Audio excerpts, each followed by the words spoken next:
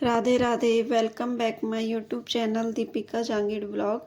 आज मैं आपके साथ शेयर करूंगी नवरात्रि में माता रानी को पान के पत्ते का भोग किस प्रकार लगाया जाता है। और पान के पत्ते का भोग माँ दुर्गा को बहुत ही पसंद है।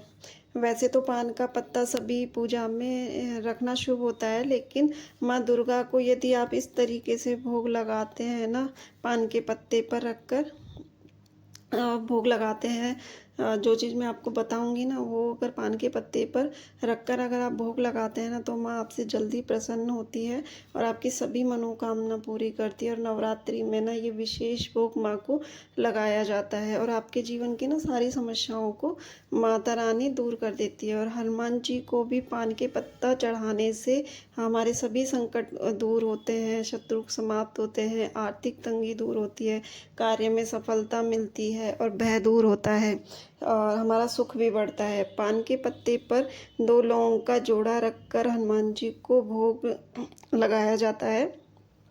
मेरे पति हर शनिवार को ना, मंगलवार को और शनिवार को पान के पत्ते पर एक पतासा और एक तुलसी का पत्ता रखकर हनुमान जी को है ना भोग लगाते हैं और उस फिर भोग को उठाकर वो गाय को खिला देते हैं, क्योंकि हनुमान जी को तुलसी भी बहुत प्रिय है। हनुमान जी के सभी भोग में तुलसी रखी जाती है। हाँ, माता रानी के किसी भी भोग में और गणेश जी के किसी भी भोग में तुलसी पत्र का प्रयोग नहीं होता है, तुलसी नहीं रखी जाती है, लेकिन हनुमान जी के सभी भोग में तुलसी रखी जाती है।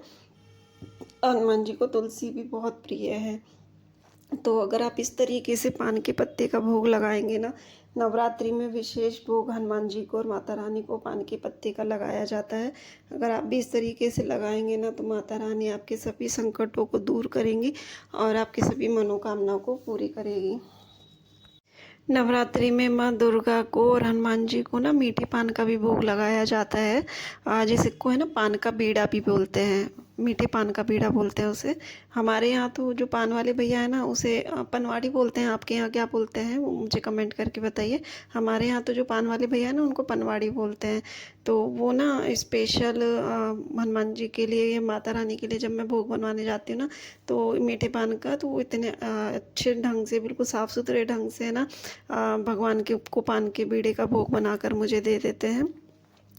और जब भी आप है ना मीठे पान का भोग लगवाने जाओ ना, तो आप पान वाले भैया को बोलिए। मेरे यहाँ तो जो भैया है ना, उनको तो मालूम है कि भोग हनुमान जी को भोग में किस तरीके से मीठे पान का बीड़ा बनाया जाता है। अगर नहीं मालूम है ना उन्हें, तो आप ध्यान रखिएगा कि एक तो चूना ना लगाएं उसमें। चूना, तंबाकू और सुपारी है ना, उसमें नहीं डाली जाती है। उनके जो पान का बीड़ा हम लगाते हैं ना, उसमें कत्था, गुलकंद, सौंफ, नारियल का बुरादा, लौंग, इलायची डालकर मीठे पान का पीड़ा बनाया जाता है। और नवरात्रि में है ना, सातवां आठवां नवा जो नवरात्रा होता है ना, लास्ट के 3 नवरात्रे, इसमें माँ दुर्गा को और हनुमान जी को भोग लगाने से है ना, हनुमान जी और माँ दुर्गा बहुत ही जल्दी प्रसन्न होती है। वैसे तो देखो, भगवान को सभी भोग बहुत ही पसंद है, लेकिन मीठे पान का भोग माँ दुर्गा को और हनुमान जी को बहुत ही प्रिय है। और इसका भोग लगाने से है ना, माता रानी जल्दी प्रसन्न होती है और आपकी सभी मनोकामना को पूरी करती है। तो अब मैं बताती हूँ कि आपको मैं नवरात्रि में पान के पत्ते पर किस तरीके से भोग लगाती हूँ। तो सबसे पहले मैंने पान का पत्ता लिया है, और पान का पत्ता है ना बिल्कुल साफ़ सुथरा होना चाहिए। इसको है ना अच्छे से गंगा जल से मैंने इसको धो लिया है, और बिल्कुल भी कटा फटा नहीं होना चाहिए। और पीछे जो पान के पत्ते के पीछे जो डंडी निकली होती है ना, इसको हमें थोड़ा सा तोड़ लेना चाहिए, क्योंकि पीछे ना बहुत मोटी सी गांठ होती है इसमें, तो वो नहीं होनी चाहिए, उसको हमें तोड़ लेना चाहिए। और उसके बाद मैं रखूँगी इसमें 2 लौंग। लौंग माँ दुर्गा को और हनुमान जी को लौंग का भोग बहुत ही प्रिय है। और भोलेनाथ जी को भी है ना, शिवलिंग पर 2 लौंग का जोड़ा चढ़ाने से है ना कर्ज में मुक्ति मिलती है।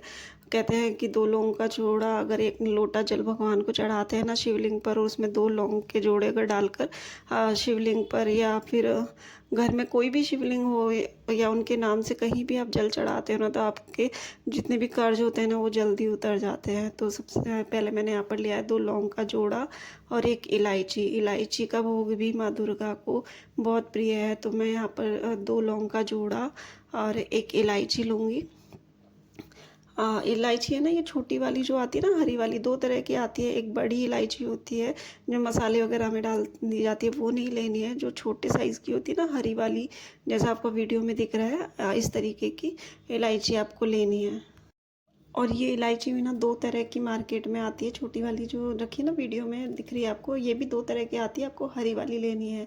और अब मैं लूँगी यहाँ पर एक जायफल। जायफल भी हनुमान जी को और माता रानी को बहुत ही पसंद है। जो भी मैं भोग यहाँ पर पान के पत्ते के ऊपर रख रख रही हूँ ना, ये सारा भोग माँ दुर्गा को और हनुमान जी को बहुत ही प्रिय है। और नवरात्रि में ये ना विशेष भोग माता रानी को लगाया जाता है।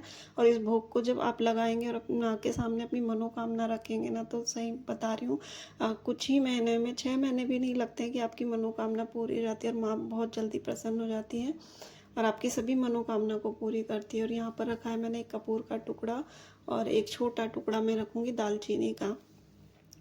अगर आपके पास में साबुत दालचीनी है तो ठीक है, अगर नहीं है तो पाउडर भी अब ना इसकी जगह रख लूँ। मतलब वैसे साबुत ही रखो तो ज़्यादा बेटर है, क्योंकि भोग में ना, सभी भोग में साबुत ही चीज़ें यहाँ पर मैं रखती हूँ। और अब मैं रखूँगी पताशा, क्योंकि पताशे का भोग है ना, भैरव बाबा को बहुत पसंद है। और माता रानी के साथ तो भैरव बाबा हमेशा साथ ही रहते हैं माँ दुर्गा के, तो उनके भी नाम का भोग मैं इस पान के पत्ते के ऊपर रखूँगी। तो एक पताशा या मिश्री, वैसे प्रेफर करूँगी मैं कि पताशा ही रखें आप, क्योंकि पताशे का भोग ही भैरव बाबा को पसंद है। तो पताशा, और इस पे रखूँगी मैं 1 रुपये का सिक्का। आप चाहें तो इसमें 10 का सिक्का या कोई भी 10 रुपये, जितनी आपकी गुंजाइश उतना रख दीजिए। मैं तो हमेशा से देखो 1 रुपये का सिक्का ही रखती आ रही हूँ। मैं 2 का सिक्का भी नहीं रखती हूँ, 10 का भी नहीं रखती हूँ।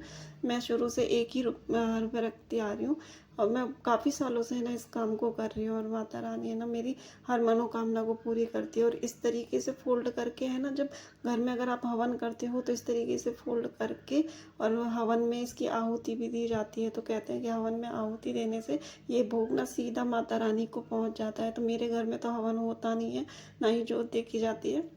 तो इस भोग को ना मैं माँ दुर्गा के मंदिर में ले जाकर और उनके चरणों में रख दूंगी। और मंदिर में तो क्या है ना, पंडित जी है ना नवमी के दिन हवन करते हैं। तो जितने भी भोग, नारियल का भोग और इस तरीके से पान का भोग जो भी लोग चढ़ाते हैं ना, तो पंडित जी उनको इकट्ठा कर लेते हैं। और जब नवमी के दिन हवन होता है ना, तो इन सब की आहुति वहाँ हवन में एक साथ लग जाती है। तो ये भोग ना सीधा माता रानी को पहुँच जाएगा। तो इस तरीके से मैं हर हर नवरात्रि को माता रानी को ना भोग लगाती हूँ। हर नवरात्रि को लास्ट के 3 नवरात्रों में किसी भी दिन लगा सकते हैं। और मीठे पान के बीड़े का भोग भी ना लास्ट के 3 नवरात्रों में से आप किसी भी दिन लगा सकते हैं। और एक बार आप करके ज़रूर देखिए, आपकी मनोकामना है ना माता रानी अगले नवरात्रि तक ना ज़रूर पूरा कर देंगी।